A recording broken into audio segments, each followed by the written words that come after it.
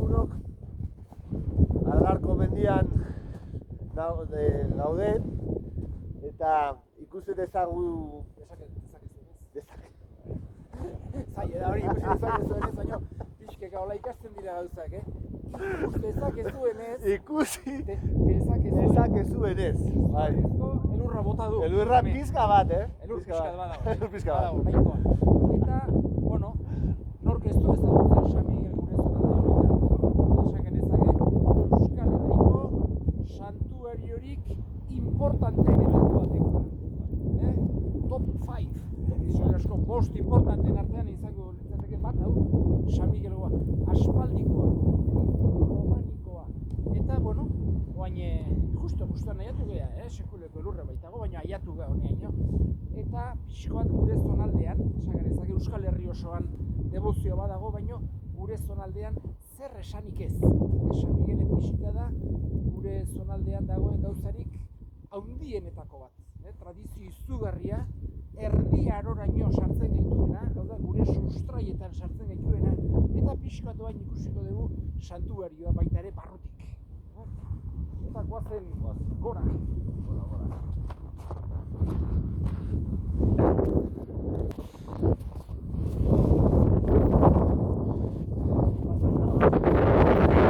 Ikus daitekenez, barandilla eta dena gainditu du elurrak.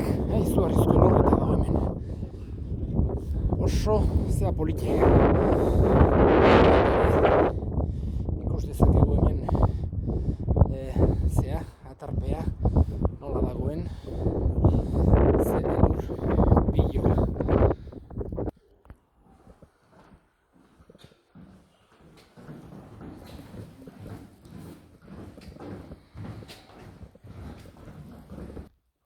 Hemen sarreran ditugu kateak. Bakizu historia, hemen egon zan gizon bat, Goñiko Teodosio, eta gurutza da batera joan zen, Teodosio Goñikoa, burrukara. Garai hartan lur santuak eta libratzera. Eta bitartean hemen emaztea gelditu zen, eta bueltan zetorrela, deabrua agertu zitzaion, baino monjez jantzita, fraiez jantzita, eta esan zion zure emaztea dago beste batekin kuartoan, oian. Eta joan zen eta ikusi zituen bi pertsona eta hil egin zituen. Eta handik atera zelarik emaztea arkitu zuen. Eta bere gurasoak ziren, emazteak utzi zien bere oia gurasoei, eta orduan gurasoak hil zituen Teodosiok. Eta penitentzi bezala, joan zen aita santungana, konfesatzera, barkazio eskatuz, eta penitentzi bezala jarri zion hemen egotea kate hauekin lotuta. Eta behin deabrua etorri zitzaiolarik, berak San Migeli laguntza eskatu zion, eta San Migelek askatu egin zuen kateetatik. Horregatik San Migelek, edo Kristok San Migelen bitartez, kateetatik askatzen gaitu. Eta ohitura dago beti, honea etorri eta bizkar gainean jartzea, min guztiak eta oinazeak eta danak horiek kentzeko. Eskatuz San Migeli oitatik ez bakarrik, baino bizkarreko mina eta guzti horiek, baino baita ere gure pekatuetatik, gure gaitzatatik libra gaitzala. Hau da, hemengo kapilatxoa, sarrerakoa San Migelen irudia, oain jatorrizko originala ez dago momentu honetan, baina hau da kopia bat, eta ikus dezakegu Aralarko San Migelen ezaugarri nagusiena da, daukela buru gainean gurutze bat.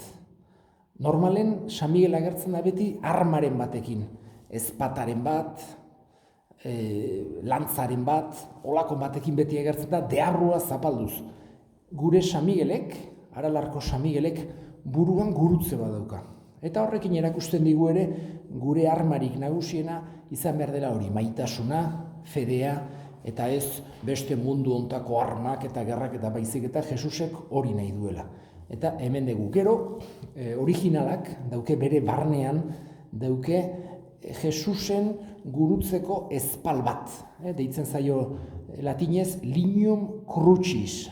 Eta ekarri zuen Nafarroko errege batek Jerusalendik gurutza da batean. Baita ere erdiaroan ekarri zuen kutsatxo batean, marfilezko kutsatxo batean ezpal hori, eta sartu zioten barrunen. Ze Originala, San Migelen irudi originala da egurrezkoa. Eta gero 18. mendean, Iruñeko apezpiku batek, gainera baztandarra zen apezpiku batek, intzion gaur egun dauken envoltorio metalikoa. Pixkat toki askotara joaten zen eta hobeki babesteko egurrezkoa zegoen oso esan genezake kaltetua. Eta hori da pixka San Migelena. Hemen daukagu ohitura bat, San Migelena zuloa, ohitura da, hori da. Oain Santik burua sartuko du, eta ohitura da hor dagola deabrua, hor dagola dragoia barrunen. Eta esaten zaio kredoa. Gure fedea adierazten duen, hemen dago hiru hizkuntzetan, latinez, euskeraz eta gaztelaniaz. Eta sinisten degula, jangoiko alguztiduna, Jesu Kristo gure jauna, haren seme bakarra, Espiritu Santua, eta deabruari hori esaten zaio hemen. Kredoa rezatzen zaio deabrua uxatzeko. Hemen bertako konfesionarioa, hemen ohitura handi izan du da, konfesatzera etortzekoa, San Miguelera, eta hau dugu hemengo elize. Sagrarioan badago pelikano bat. Eta pelikanoa da Jesusen irudia. Pelikanoak bere kumeai janarik ez daukatenean jana emateko iten du, bere burua zauritu egiten du eta bere odolez janaritzen ditu, elikatzen ditu bere kumeak.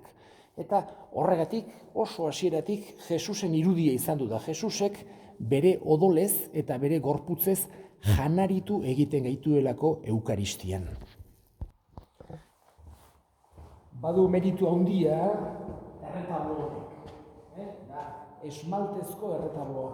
Da esmalteak eta harritxiak eta ditu guzti hauetan.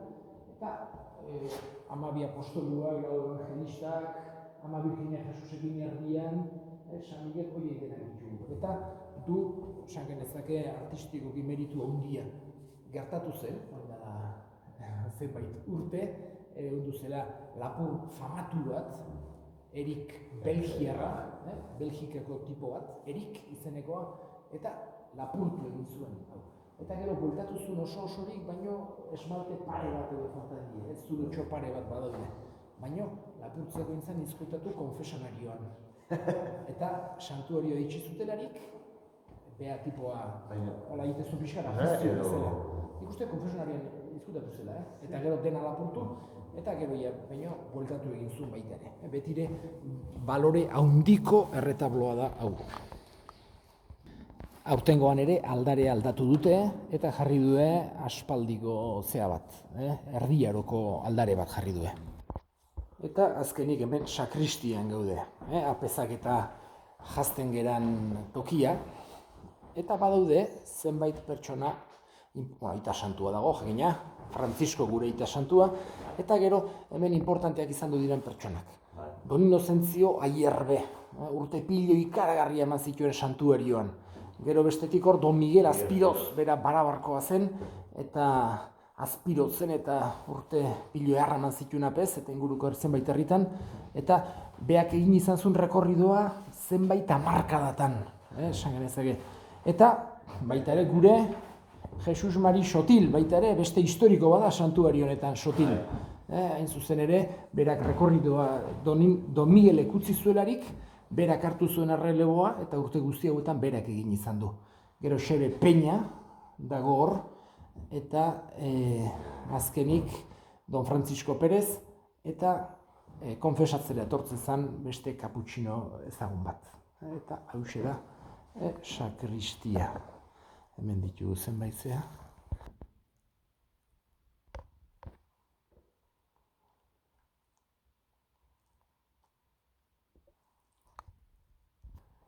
Meritu handikoa da bobeda. Medauken bobeda. Eliz erromaniko bat da. Eta bukatzeko San Miguel beti konsideratu da, eta ala eskatzen zaio Euskal Herriko zaindari bezala. Eta etorri izan du bide, toki askotatik, eta eskatuko dugu San Migueli bere laguntza. Gu zaintzeko, gu gordetzeko, gure babesteko. Eta kantatuz egingo dugu. Hemengo kanta tradizionalena kantatuz. Goazen euskaldunak, arala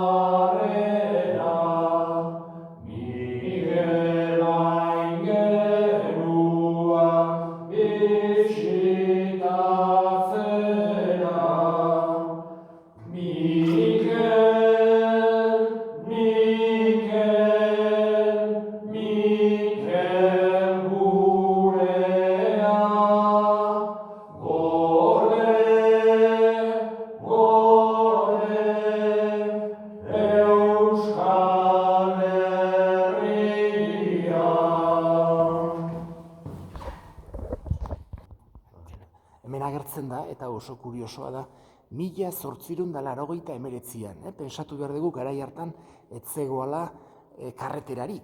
Nahita nahi ez, oinez etorri beharra zegoala. Eta orduan jartzen du hola.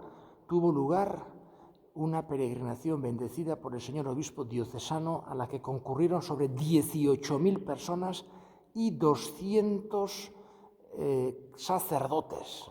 Izugarria da, eskatuz Jesukristo munduko errege izan zedila. Eta jartzen du, la misa y sermón en vascuence, hori da euskeraz, resumiéndolo en castellano en la próxima ermita de la Santísima Trinidad. Eta modu hortan pentsatu behar dugu, 19. mendean, nola etortzen zen jendea. Eta besterik gabe, despeditzen geha. Agur lagunak.